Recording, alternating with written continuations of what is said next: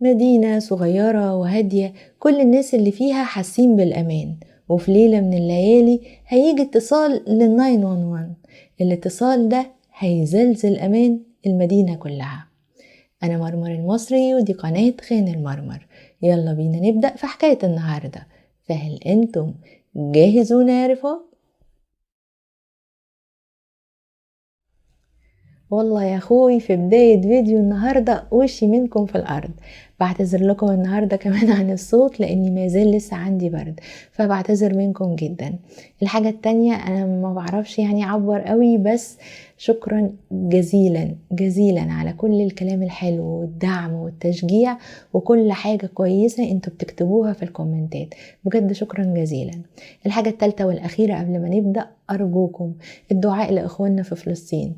ربنا ينصرهم ويقويهم ويصبرهم على اللي هم فيه، وإن شاء الله نصر ربنا قريب، والقدس لنا والأقصى لنا.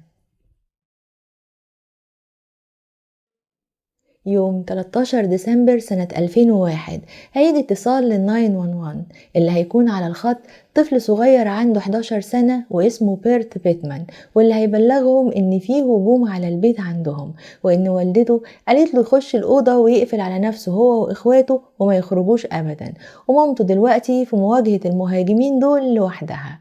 وهنا وخلال 10 دقايق الشرطة هتكون موجودة عندهم في البيت، وده لانهم عايشين في مدينة صغيرة. المدينة دي اسمها إيرلي.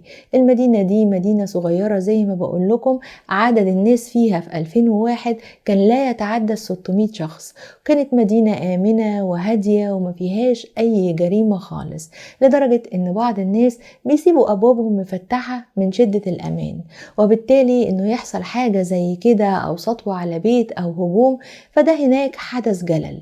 ولذلك وخلال 10 دقايق هيكونوا موجودين المحقق الرئيسي واللي اسمه دينيس. الوضع هيكون كالتالي: تريسي ريختر هتكون موجودة في المطبخ في حالة انهيار تام، وموجود حوالين رقبتها آثار شديدة جدا للخنق. أما في الدور السفلي وتحت هيكون معاها أولادها، وفي الدور العلوي هتكون المفاجأة. وده لما هيطلعوا هيلاقوا جثمان ممدد في وسط بركة من الأحمر اللي انتوا عارفينه. الجثمان ده لأحد المهاجمين، واخد طلقات نارية واللي ضربتها عليه تريسي ريختر أثناء الهجوم، واللي على أثرها فارق الحياة. هينزلوا وهينقلوها للإسعاف وهيطمنوا عليها وهترجع تاني. في الوقت ده جوزها مايكل روبرتس كان بره المدينة، كان في مدينة مينيسوتا، فلما هيعرف هيجي جري علشان يطمن على أسرته. المهم إنها لما هتخرج من المستشفى جوزها هيكون جنبها وداعم ليها جدا. وطبعا بعد ما هتخرج من المستشفى ويطمنوا عليها، الشرطة هتكون عايزة تعرف ايه اللي حصل معاها في الليلة دي بالظبط. هيقعد معاها المحقق دينيس زي ما قلنا، واللي هو هيكون مسؤول عن القضية كلها، وهيبدأ يتكلم معاها ويعرف منها ايه اللي حصل. فهي هتقوله انهم كانوا قاعدين في اليوم ده. أسرة أو عيلة روبرتس أصلا مكونة من 5 أفراد، واللي هم موجودين جوه البيت، اللي هم الأم تريسي ريختر واللي كان عندها في الوقت ده 35 سنة، وجوزها واللي هو مايكل روبرتس، وكمان عندهم 3 أولاد. الولد اللي كلم الشرطة أو ال911 يعني، واللي هو بيرت بيتمان، وده ابنها من زواجها الأول، وبالتالي هو مش ابن مايكل، ولذلك الاسم مختلف. أما ولادها التانيين فكانوا من مايكل، واللي هم نوح واللي عنده 3 سنين، ومايسون واللي عندها سنة. هحكي لكم هي عرفت مايكل ازاي واتجوزوا ازاي وكل حاجة، لكن دلوقتي خلينا نقول ان مايكل كان بره المدينة في مينيسوتا زي ما قلنا، وهم موجودين في البيت لوحدهم. هي كانت قاعدة مع الأولاد، نوح كان قاعد هو وبيرت الاتنين بره في الأوضة، وهي كانت بتدي شاور للبنت الصغيرة. بعد ما خلصت الشاور وبتلفها كده، سمعت صوت رجلين على السلم. اعتقدت ان مايكل خلص رحلته ورجع، فقعدت تنادي عليه فما ردش. لما هتخرج تشوف مين اللي بره، هتلاقي ان في 2 موجودين جوه البيت. هتجري بسرعة تدي مايسون البنت الصغيرة لأخوها بيرت، وتقوله يقفلوا على نفسهم الأوضة من جوه بالمفتاح وما يخرجوش مهما حصل. وهنا هي هتواجه المهاجمين دول لوحدها. أول ما هتيجي تجري هيجروا عليها، هيشدوها من ديل الحصان وهينزلوها على الأرض ويفضلوا يضربوا فيها لحد ما هتفقد الوعي. لما هتفوق بعد شوية هتتفاجئ إن الاتنين دول بيحاولوا يفتحوا الأوضة اللي فيها أولادها. هنا هي هتفكر بسرعة وهتجري على الغرفة الرئيسية واللي هي غرفة النوم، فيها خزنة والخزنة دي فيها سلاح. هتجري من التوتر اللي هي فيه، هتحاول تحط الباسورد أكتر من مرة. في المرة الثالثة هيفتح معاها، وقبل ما تمسك المسدس هيكون دخل واحد من المهاجمين هجم عليها وبيشدها من شعرها. هنا هي هتمسك المسدس بسرعة وهتتلفت له وتضرب عليه طلقتين نار، وهنا هيسقط طبعا على الأرض قتيلا في الحال. وهنا هي هتنزل. طبعا ابنها كان في الوقت ده اتصل بالشرطة، والشخص التاني لما هي ضربت الرصاص كان هرب. المهم انهم هيحاولوا ياخدوا منها اوصاف الشخص التاني ده، هتبدأ توصف لهم اوصاف عامة كده مش هيقدروا يستدلوا منها هو مين. اما الشخص الاولاني فده بقى كان المفاجأة، هي ما كانتش تعرف مين اللي مرمي في الأوضة فوق واللي هي انهت حياته. وللمفاجأة اللي تم انهاء حياته ده هو جارهم دايسون ابن 19 سنة، واللي كان صديق للعيلة، واللي كان كمان على مقربة كبيرة جدا منهم. وهنا دينيس هيكون مستغرب ايه اللي ممكن يخلي دايسون يبقى عايز يأذيهم. هنا هي هتقول لهم يمكن مثلا علشان احنا بقالنا فترة قطعنا معاه وما بنطلبش منه اي حاجة او كده، ممكن جدا يكون مستاء بسبب الحكاية دي. طبعا في الوقت ده الجثمان بتاع دايسون هيتنقل للطب الشرعي، وعربيته كمان هتروح للفحص الجنائي. وهنا دينيس هيسألها هل في حد ممكن يكون عايز يأذيكي او ليكي اي خلافات مع حد؟ وهنا هي هتجاوبه وتقوله انها ما عندهاش خلافات غير مع شخصين اتنين، واللي هما دكتور التجميل جون بيتمان واللي هو طليقها وابو ابنها، وده لان في ما بينهم معركة ضارية في المحاكم. هي واخدة حضانة الولد وبتاخد منه كمان $1000 تقريبا كل شهر نفقة للولد، ده غير مصاريف تانية كتير بتسحب تحت مسماها آلاف الدولارات. ده إلى جانب كمان إن هو عايز حضانة ابنه تكون معاه، وبالتالي هما ما بينهم معركة شرسة جدا. فده شخص يعني ما بينها وما بينه خلاف وممكن يبقى عايز يأذيها. أما الشخص التاني فهو دكتور جوزيف لاسبيسا، والدكتور ده هي كانت بتشتغل معاه سنة 1997. رفعت عليه قضية هحكي لكم تفاصيلها بعدين. المهم يعني إن القضية دي هي كسبتها، أخدت منه $6500 كتعويض، وتوقف واتسحبت رخصته ولمدة شهور. وده كمان ممكن جدا يكون عنده ضغائن تجاهها أو ممكن يكون عايز يأذيها. لكن على أي حال هي ما قالتش إن الاتنين دول عايزين يأذوها، هي قالت إن في خلاف ما بينها وما بين الاتنين دول ردا على السؤال اللي سأله لها دينيس. وبكده نكون عرفنا مين هم الأشخاص اللي كانوا على خلاف معاها ومين هو الشخص اللي هاجم البيت. هنا بقى خلونا نعرف مين هو دايسون اللي لقوه في الدور التاني واللي كانت منتهية حياته واللي المفروض ان هو هجم على البيت. دايسون زي ما قلنا ولد عنده 19 سنة، كان جارهم في نفس الحي. المفروض ان منى اللي هي والدة دايسون كانت على علاقة طيبة جدا بمايكل الأول، وبعد كده اتعرفت على تريسي. اللي حصل انه مامته هي سمسارة عقارات اللي هي منى مامة دايسون، والمفروض ان مايكل رجل اعمال ثري، فلما جه وعمل بعض الاستثمارات اتعرف عليها وبقى في ما بينهم شغل، وكمان بقى في علاقة صداقة ما بينهم. خلى ابنها، وده لانه دايسون عنده مشاكل في التعلم وكان دايما متأخر في الدراسة، ولذلك فهو يعني مايكل كان حابب يساعده بشغل، بان هو بيخليه يعمل بعض المهام البسيطة ومن ضمنها حاجات في البيت او انه يقعد مع الاولاد او حاجات زي كده. فالمفروض انه على كلام مايكل ان تريسي ما كانتش بترتاح لدايسون. ليه؟ ما نعرفش. المهم يعني انه في الفترة الاخيرة المهام قلت جدا وبقوا نادرا يعني لما بيطلبوا منه حاجة. لكن تريسي قالت ان دايسون جه في اليوم ده على الساعة 6. المفروض ان احنا قلنا ان مايكل مسافر لمينيسوتا، فهو راح الساعة 6. ما ذكرش ايه السبب اللي عدى عليهم علشانه. المهم يعني انه لما صاحبتها ماري جت هو خد بعضه ومشي. ماري كانت المفروض تبات معاها في نفس اليوم، لكن اللي حصل ان ماري ابنها كان عنده تقريبا تمرين او حاجة زي كده ما قدرتش تبات معاها، فمشيت، وبعد كده هو رجع ومعاه صاحبه وحصل اللي حصل. طيب دلوقتي ايه الدافع اللي ممكن يكون دايسون بسببه عمل كده؟ وخاصة ان هما كانوا شايفين ان الهجوم ده ملوش علاقة خالص بالسطو، بمعنى انه مش بهدف السرقة خالص، وانما هو بهدف التخلص منها هي والاولاد، او ايذائها هي والاولاد. تحسوا ان هو دافع شخصي، وده لانه البيت كان فيه فلوس وفيه مجوهرات وحاجات كتير جدا موجودة في اماكن مفتوحة، فلو هما مثلا عايزين يسرقوا، هي فقدت الوعي الفترة والأولاد مقفول عليهم، ليه ما سرقوش وهربوا؟ وهي ما كانتش شافتهم ولا أي حاجة خالص. لكن معنى ان هم يصروا يفتحوا الأوضة على الأولاد وان هم يهجموا عليها، فده دافع شخصي. ايه اللي هيكون عند ولد عنده 19 سنة عنده تأخر او مشاكل في التعلم وكذا، كان بيساعدهم في بعض المهام، يكون عنده ضغينة وعايز يتخلص منها او حاجة زي كده؟ وهنا بقى هيبدأ شغل المحققين. احنا قلنا ان هو راح للطب الشرعي، وهقول لكم معلومة وخلوها في دماغكم كويس قوي. هما لما دخلوا، الولد كان ممدد على وشه على الارض في وسط بركة من الاحمر، المفروض ان هي ضربت عليه رصاصتين. بس الغريب في الموضوع انهم هيلاقوا ان الولد مضروب عليه 4 رصاصات، المفروض ان هي اتدورت وضربته بالرصاص في وشه، يعني من قدام. فهم لقوا فعلا طلقات من الرصاص موجودة في اماكن متفرقة في وشه. بعد كده وقع على ظهره، وهنا في علامة استفهام كبيرة جدا هنقولها بس بعدين. ده بالنسبة لتشريح الجثمان، وطبعا سبب الوفاة الطلقات النارية. الحاجة التانية العربية بتاعته واللي كانت قدام الباب. وهنا خليني أتوقف قبل ما أقول لكم هم لقوا إيه في العربية، وأكلمكم عن اللي حصل في الليلة دي بالنسبة لموانا مامته.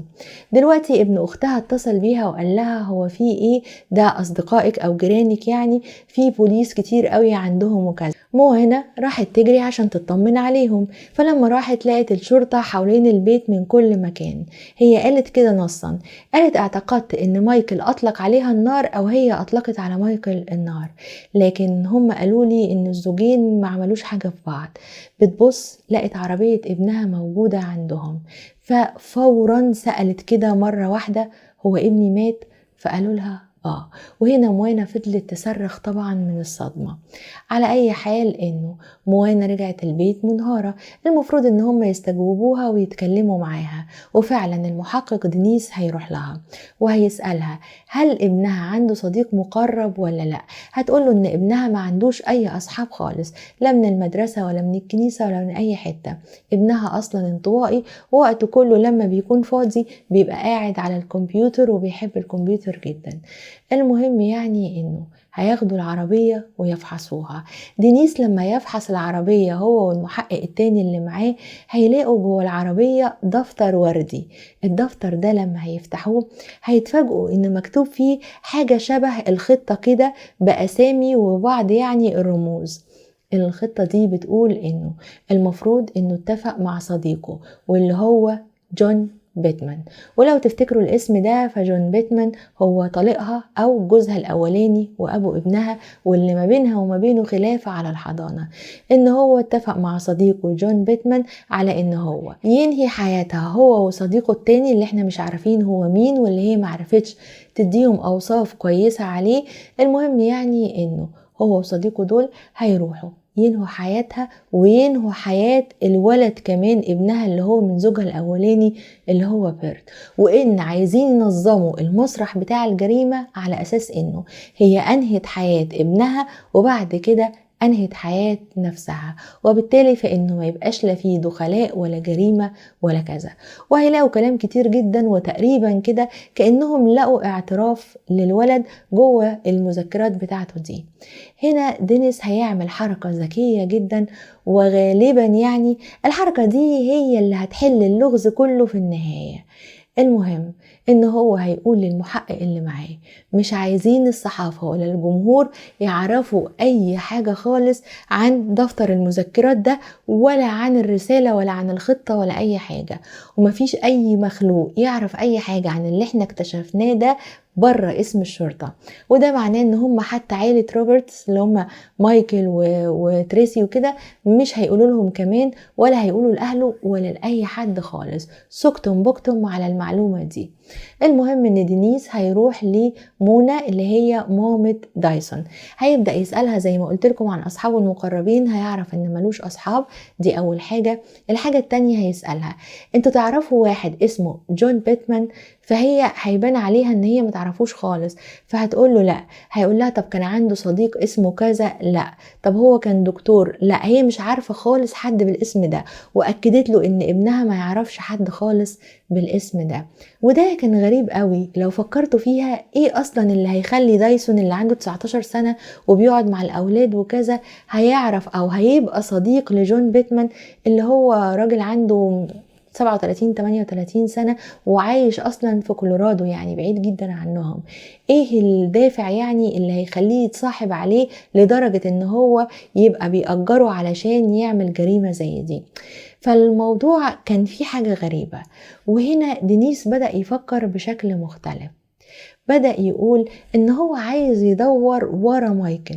ممكن جدا يكون مايكل هو اللي عايز يتخلص من تريسي، فعمل الحكاية دي على أساس إنه يتخلص من تريسي وإن هو كمان يتخلص من طليقها ومن ابنها، ويبقى كده هو معاه ولاده بس، وبالتالي الفكرة دي هتكون منطقية أكتر.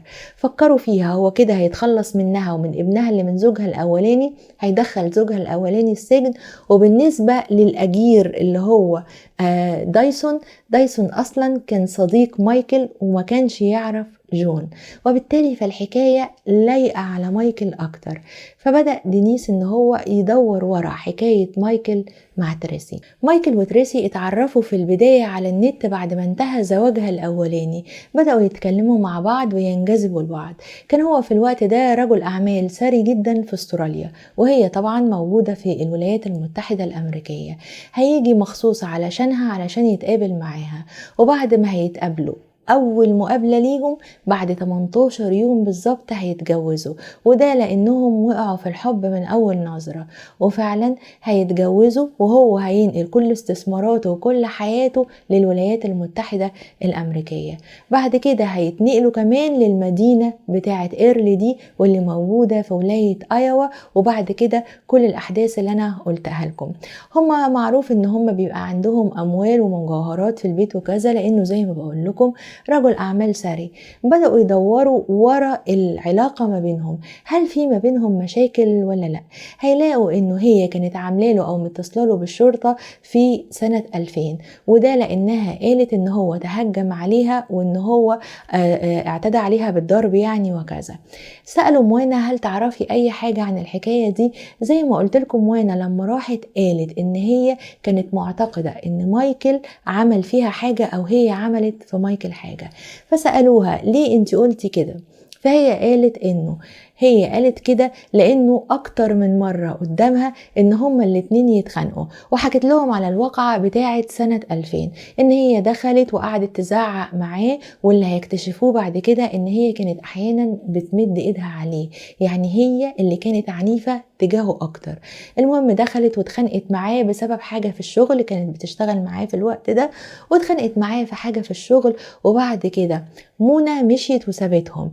تاني يوم هو كلم منى وقعدوا يتكلموا مع بعض، فقال لها انها بيتته في الاسم، وان هي قالت ان هو تعدى عليها بالضرب وان ده ما حصلش. ومن هنا يبدو بقى ان العلاقة كانت سيئة جدا ما بينهم، وانه اكتر من مرة يبقى عايز ينفصل عنها ويقدم على طلب الطلاق، لكن كانت مشكلته اولاده. وبالتالي بدأ يكتشف ان الحياة المثالية اللي باينة قدام الناس دي مختلفة تماما. جابوه واستجوبوه وكذا، ما لقوش عليه اي حاجة خالص، وبالتالي ما فيش اي خيوط يمشوا وراها. وخاصة ان هم اتصلوا كمان بكولورادو وبشرطة كولورادو وخلوهم يدوروا ورا دكتور جون بيتمان، واللي لقوا عنده حجة غياب قوية جدا في اليوم ده. وكمان دوروا وراه لقوا ان الراجل ما كانش يعرف نهائي حد باسم دايسون. وكمان لما حققوا معاه المحققين وصلوا لهم ان هو كان واضح جدا جدا انه ما يعرفش حد بالاسم ده. المهم معرفش ايه اللي حصل يخلي القضية توصل انها تبقى قضية باردة. لكن خليني اقول لكم من تاني يوم اللي حصل ده وتريسي تتعامل في المدينة على انها البطلة اللي حافظت على بيتها ودافعت عن اولادها واللي عرضت حياتها للخطر، اتعمل معاها مجموعة من اللقاءات التلفزيونية والصحفية وكذا، والمدينة كلها كانت بتتعامل معاها على انها ام وبطلة قوية جدا. المهم دلوقتي انه القضية هتفضل باردة لفترة، بعد فترة المفروض ان هي ومايكل هينفصلوا عن بعض وهيمشوا في اجراءات الطلاق، وهم كمان هيدخلوا في مشاكل مع بعض علشان حضانة الاولاد. لكن خليني اقول لكم في الوقت ده كان في مأمور، المأمور ده استدعاه، حاول يدوس عليه ويضغط عليه يمكن يطلع منه بأي معلومة، لكن برضه ما قدرش. وهتفضل بعد كده القضية باردة لحد سنة 2008، يعني احنا بنتكلم عن 7 سنين او 8 سنين. المهم انه في 2008 هتحصل حاجة هتغير كل المقاييس والمعادلات وهتقلب كل حاجة في القضية دي. الحاجة اللي هتحصل دي انه بعد ما القضية هتتحول لقضية باردة تماما، في سنة 2008 هيجي محقق خاص. المحقق ده اسمه ترانت فاليتا. المحقق ده لما هيجي هيمسك فيه القسم بتاع القضايا الباردة، ولما هيبدأ يطلع القضايا الباردة دي ويدور فيها هتلفت انتباهه القضية دي جدا، وده لانه شاف مجموعة كبيرة جدا من التناقضات. ده الى جانب ان هو شاف ان في شخصية معينة في القضية دي كانوا سألوها سؤال عام كده وهي ردت عليهم، وهو شاف ان الشخصية دي ممكن جدا يكون عندها اكتر بكتير من اللي هم يعرفوه. ايه اللي خلاه يشك قوي في القضية؟ زي ما قلنا في مجموعة من التناقضات. خليني بقى دلوقتي اسرد لكم التناقضات اللي ترينت فاليتا ده لقاها. لو تفتكروا انا قلت لكم ان في حاجة كانت غريبة في الجثمان. دلوقتي المفروض انه على رواية تريسي ان هو كان بيشدها من شعرها وهي بتطلع المسدس من الخزنة، خدت المسدس اتلفتت له وضربته. ساعتها هي قالت انها ضربته طلقتين، واليكم المفاجأة يا سادة، المفروض ان هي لما ضربته طلقة 2 3 4 في وشه، يعني في اماكن متفرقة، والولد خلاص وقع على الارض، المفروض ان ده دفاع عن النفس تنزل تجري بقى. لا، هم لقوا ان في مؤخرة الرأس 3 طلقات، واجمالي الطلقات اللي الولد واخدها 9 طلقات. مبدئيا الدفاع عن النفس صعب جدا يكون 9 طلقات. الحاجة التانية، انت دلوقتي التفتي اليه وضربتيه، ليه بعد ما وقع مات على الارض تتأكدي كمان ان هو مات بانك تضربيه 3 رصاصات في مؤخرة الراس؟ وبالتالي دي كانت علامة استفهام كبيرة جدا بتخلي الشكوك تحوم حواليها بالنسبة لفاليتا وهو بيبص في الاوراق. ده اولا. ثانيا كمان هو كان حاسس ان ميري صاحبتها في حاجة عندها ما كانتش عايزة تقولها، وكان شايف ان هو لو راح لها وضغط عليها ممكن يطلع منها بمعلومة.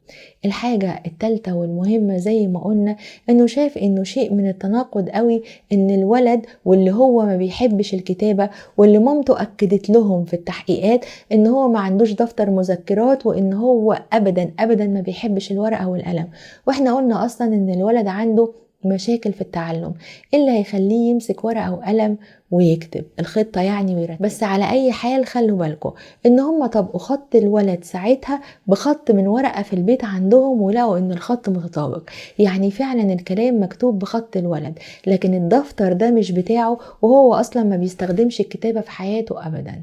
دي كمان معلومة لفتت انتباهه جدا. خليني بقى اقول لكم ان هو حب يدور اكتر ورا تريسي، ويدور في الماضي بتاع تريسي ويعرف تريسي ايه اللي كانت مخبياه. دلوقتي هي قالت ان في 2 عايزين يأذوها، الاولاني اللي هو جون بيتمان، والتاني واللي هو جوزيف دكتور الاسنان. وهنا هو هيبدأ يروح لواحد واحد فيهم ويعرف بالظبط ايه سر المشاكل اللي ما بينه وما بين تريسي. ترينت فاليتا هيبدأ بجون بيتمان جوزها السابق، وده لأنه الخلاف أكبر ما بينهم وما زال مستمر. هيروح له وهيتكلم معاه ويقول له يحكي له الحكاية كلها بتاعتهم من الأول. فجون هيقعد معاه، هو راجل محترم جدا دكتور تجميل. هيقول له ان هم اتقابلوا لما كانوا في الجامعة، في الجامعة هي كانت واخدة منحة في الأشعة لأنها طبيبة أشعة، وهو كان بيدرس طبعا في برضو كلية الطب. اتعرفوا على بعض، اعجبوا ببعض جدا، انجذبوا لبعض جدا. قال له كانت إنسانة هايلة، مش ممكن أبدا ان انت تحس بالملل وانت قاعد معاها. ده إلى جانب انه لقى ان في ما بينهم حاجات مشتركة، هو مولع بتربية الحيوانات، قطط وكلاب، وعنده حاجة كبيرة جدا.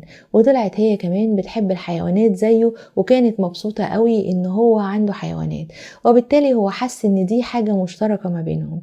الى جانب ان هو شخص بيتوتي، لو ما عندوش شغل يحب يستمتع بوقته في البيت. هي كمان في الوقت ده كانت كده، ولقوا ان هم تقريبا متوافقين في كل حاجة.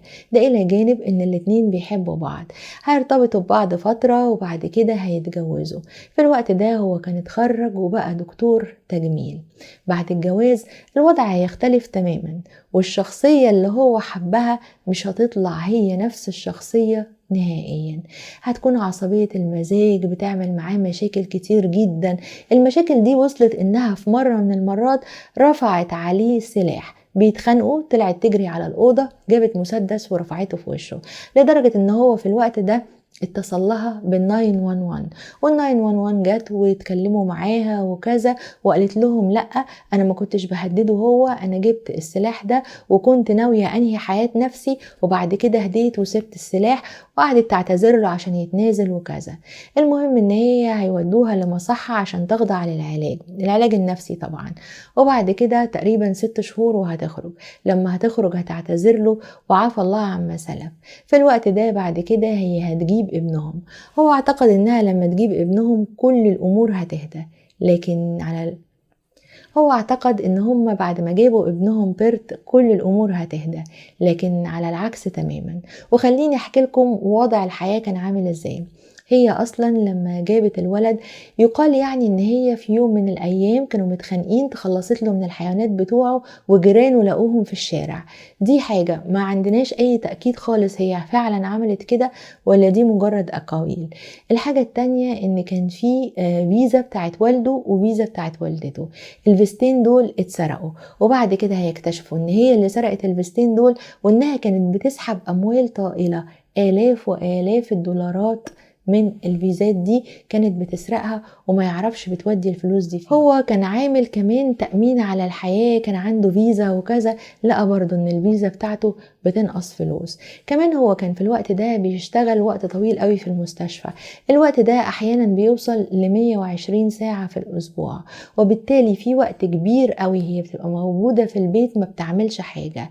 في الوقت ده بدأ يلاقي ان هي بتخرج وبتتأخر جدا بره، وبدأ كمان يشك في سلوكها. وهنا هيقرر ان هو لازم يقطع الشك باليقين.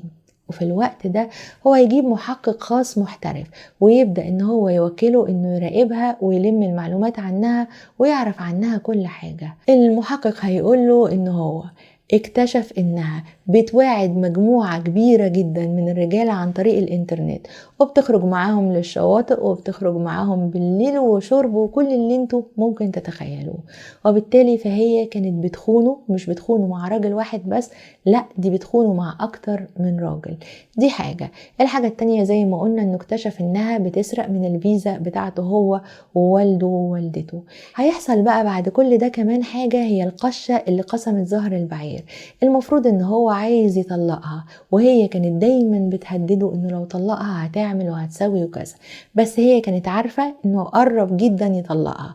وبالتالي فهي عملت خطة كده. هو اكتشف انها زودت او زورت الامضة بتاعته، وزودت المبلغ بتاع التأمين على الحياة اللي هم عاملينه. ودي كانت خطوة غريبة جدا.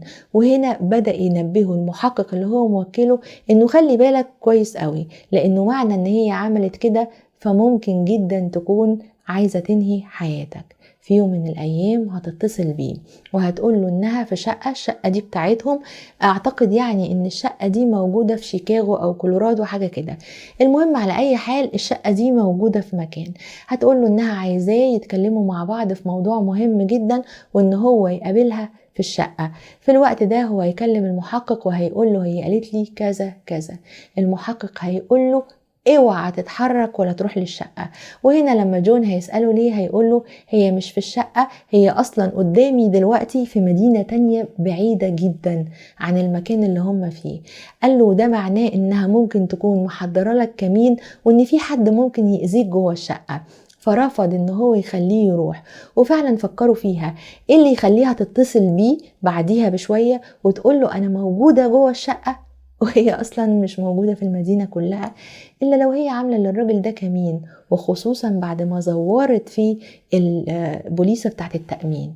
وبالتالي الست دي كانت ناوية تنهي حياته، غير انها كانت بتسرق فلوسه وفلوس اهله، غير ان هي كانت عنيفة، غير كل الحاجات اللي احنا حكيناها. وهنا جون أخذ القرار النهائي إنه لا يمكن يفضل مع الست دي. لكن بعد الانفصال هو كان بيحارب معاها علشان ياخد ابنه، واخدة الولد وبتاخد كمان آلاف الدولارات منه مقابل وجود الولد معاها، مصاريف الولد وكذا. وبالتالي هو كان عايز ابنه معاه. مبدئيا هيوفر كل الفلوس دي وهيطمن ان ابنه هيتربى في بيئة صحية بعيد عن الست المتلاعبة دي. لكن هي هتروح المحكمة وهتتهمه ان هو عفوا يعني حاول الاعتداء الجسدي على ابنهم، بالمعنى القليل الادب، يعني ان هو عمل حاجة مش كويسة مع ابنهم.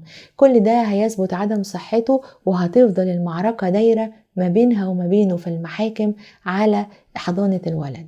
دلوقتي ترينت فاليتا خلاص عارف حكايتها كلها وقد ايه هي ست متلاعبة وكانت زوجة خاينة وبلا بلا بلا، كل اللي احنا حكيناه عن جون جوزها واللي كان عنده اثباتات على كل حاجة بيقولها.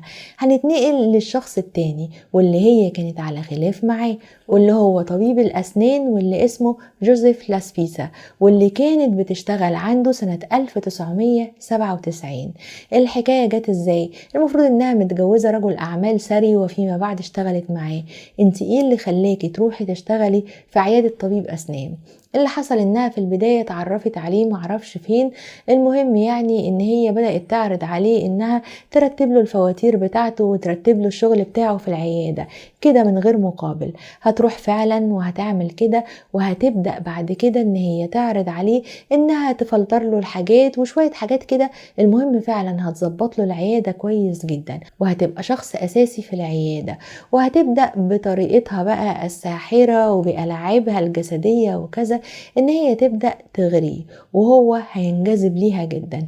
هيبدأوا يخشوا في علاقة مع بعض، وبالتالي فهي كانت بتخون جوزها مايكل كمان للمرة التانية. يعني هي كانت بتخون جوزها الأولاني وبتخون جوزها التاني. في يوم من الأيام ما تعرفوش ازاي، يعني المفروض ان هي جاية علشان هيعملوا علاقة مع بعض جوه العيادة، فهتقول له انها حابة ان هم يعملوا العلاقة دي بشكل مختلف، وان هم يعملوا العلاقة دي تحت تأثير مخدر في الوريد. وفعلا هتديله مخدر في الوريد، وانا معرفش الغبي ده وافق على كده ازاي. المهم يعني انها هتضحك عليه وفعلا هتديله مخدر في الوريد. هيفوق هيلاقي نفسه ماضي على عقد ان هو عمل حاجات جسدية مهينة. هو الحاجة اللي حصلت سافرة جدا مش هقدر اقولها، لكن مش ان هو اعتدى عليها، انه عمل حاجة تانية مش هقدر احكيها خالص يعني. المهم يعني ان هو ماضي على نفسه انه عمل فعلا الحاجة دي، وان هو اساء الادب معاها وبلا بلا بلا، وان هم اتفقوا ان هي مش هتجيب سيرة مقابل مبلغ كبير جدا من المال، يقال تقريبا ان هو 150,000 دولار امريكي الى جانب بعض الدفعات الاخرى، وان هو لو توقف عن الدفعات دي فهي هتقدم العقد ده للشرطة. ولكم أن تتخيلوا، هنا في البداية هو خاف على مستقبله وعلى إن شغله هيقف وعلى الفضيحة وكذا. بدأت إن هي ما كانش عنده المبلغ ده بدأت تسحب منه دفعات مالية، وبدأ الابتزاز يزيد ويزيد ويزيد لحد ما بقى فوق مقدرته. وهنا قرر ان هو هيوقف كل الفلوس ومش هدفعلك حاجة واعملي اللي انت عايزاه. وفعلا هنا هتروح وهتقدم ضده بلاغ وهتتهمه بالاتهام اللي انا بقول لكم سافر جدا ده. والمهم ان هو هيروح للمحكمة، وفي النهاية هي هتطالبه بتعويض كبير، لكن كل اللي هتحصل عليه 6500 دولار امريكي. وكمان هو هيتوقف وهتتسحب الرخصة بتاعته لمدة كام شهر. ده غير طبعا انها وصمة عار هتفضل في السي في بتاعه مدى الحياة. وبالتالي فهو تعرض لعملية نصب، لكن بصراحة هو كان يستاهل لانه قرر انه يعمل علاقة مع ست متجوزة. المهم على اي حال دلوقتي تيرنت فاليتا بقى متأكد تماما ان الست اللي قدامه دي واللي الناس كلها لمدة سنين بتبصلها على ان هي بطلة، الست دي قاتلة، وان هي فعلا اللي عملت كده في الولد مع سبق الإصرار والترصد. ولكن هو ما عندوش اي دليل خالص يخليه يقبض عليها. وهنا هنوصل لسنة 2011 لما هيكلم المدعي العام اللي كان موجود في الوقت ده واللي اسمه بن. وهنا هو هيكلم المدعي العام اللي كان موجود في الوقت ده واللي اسمه بن، والحقيقة هو راجل محترم جدا. المفروض ان تاني يوم اجازة هيكلمه ويقول له على كل حاجة لقاها في القضية دي، وهيقرر هو وبن ان هما تاني يوم يقعدوا مع بعض ويشوفوا القضية. هيقول له بكرة اجازة، هيقول له اعتبرني ما عنديش اجازة، وهيبدأوا يبصوا على القضية مع بعض. ومن هنا هيقرروا ان هما الاتنين هياخدوا بعضهم ويروحوا بقى للي هتبقى مفتاح حل اللغز، واللي هي ميري صديقتها واللي كانت المفروض تبات معاها في اليوم ده وما باتتش. زي ما قلت لكم المحققين السابقين في القضية قبل ما تيرنت فاليتا يجي وكده كانوا بيسيبوا الملاحظات بتاعتهم. هم كانوا طول الوقت حاسين ان في شخصين دايما عندهم معلومات اكتر من اللي قالوها، لكن مش بيقولوها لسبب ما. اول واحد واللي هو مايكل اللي كان جوزها في الوقت ده، والتاني واللي هو ميري صاحبتها. لما هيروحوا لميري هتقول لهم انا قلت لكم اني ما اعرفش حاجة، انا كنت المفروض ابات عندها ومشيت، وبعد كده هي قالت لي ان دايسون واحد تاني معاه هجموا على البيت وكذا. فهم هيسألوها هل انت متأكدة ان ما عندكيش اي معلومات تانية؟ يعني هي ما حكتلكيش اي حاجة تانية بعد كده؟ هتقول لهم انتوا قصدكم على الدفتر الوردي؟ وهنا الاتنين هينزل عليهم الصدمة، هيبصوا لبعض ويبصوا لها. وطبعا لو تفتكروا دي معلومة ما كانش حد يعرفها نهائي إلا الضباط والمحققين وكده. احنا قلنا ان المعلومة دي ما خرجتش بره اسم الشرطة نهائي.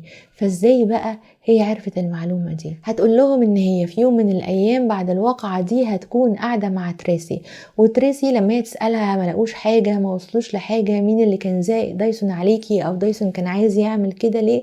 فهي هتقول لها ان هم لقوا دفتر وردي في عربية دايسون في اعتراف منه ان جون طليقها هو اللي دسوا عليها علشان ينهي حياتها، وبالتالي فانه قريب جدا هم هيمسكوا جون وهيسجنوه.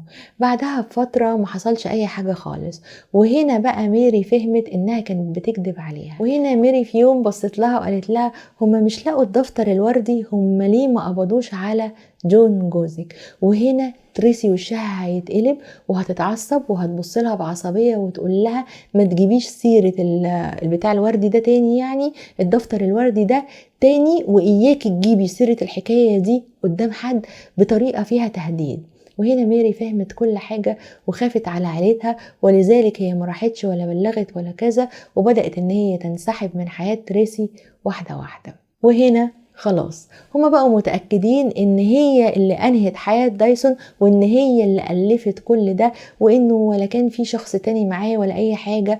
وخاصة كمان ان هما كانوا وقتها ما لقوش اي دخول قسري للبيت، يعني ده مش هجوم، البيت كان مفتوح عادي، هي اللي فاتحة الباب بنفسها لدايسون، الولد دخل عادي خالص وهي اللي استدرجته لغرفة النوم فوق وانهت حياته. وحطوا سيناريو كده ليه اللي ممكن يكون حصل في اليوم ده. ان هي استدعت الولد جه قالت له ان هي عايزاه يساعدها في كتابة قصة او كذا. المهم يعني ان وصلوا في النهاية ان هي تخليه يكتب الكلام ده، وبعد كده خدت الدفتر منه، وبعد كده بألاعيبها الأنثوية بدأت إنها تجذب الولد، وده ولد عنده 19 سنة، وده كله سيناريو هم حطوه، احنا ما نعرفش ايه اللي حصل بالظبط. وإن هي قالت للولد يجي معاها يعني، وخدته أو استدرجته للغرفة فوق، وبعد كده أنهت حياته من وشه، وبعد كده راحت كمان وضربته 3 طلقات، وبالتالي فإن ده قتل مع سبق الإصرار والترصد. هتقولوا لي طب وهي هتستفاد ايه من ده؟ هقول لكم ان هي كانت مرعوبة انه ياخد منها حضانة ابنها والمنجب اللي بتجيب منه فلوس كمان، فقررت ان هي حفاظا على حضانة ابنها وان ابنها يفضل معاها بمنتهى الدم البارد انها تنهي حياة شاب صغير في مقتبل الحياة زي ده بطريقة بشعة زي دي، 9 رصاصات، وفي نفس الوقت تنتقم من جون وتقول ان هو اللي كان عايز ينهي حياتها فمستقبله يضيع ويتسجن وكذا، وبالتالي تضمن حضانة الولد.